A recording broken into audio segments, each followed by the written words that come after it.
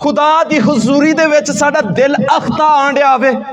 अज ईमानदार इन्ना क खुदा की हजूरी दे विच बोर होना शुरू हो जाते हैं, तंग होना शुरू हो जाते हैं। पादरी साहब 1.5 घंटा हो गया है, और कदों जान छड्डनी जे?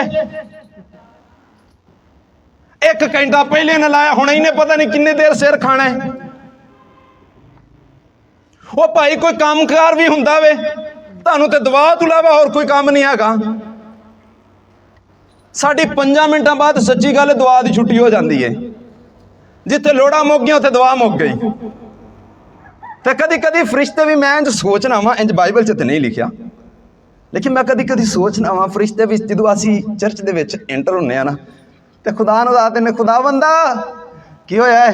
और मंगते फिर आ गए नहीं, लिस्ट कट के यीशुआ दे दे, यीशुआ दे दे, यीशुआ दे दे, यीशुआ दे दे।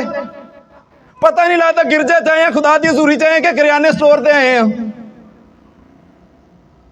ते जिथे साड़ियां लोड़ां बंद, दुआ बंद।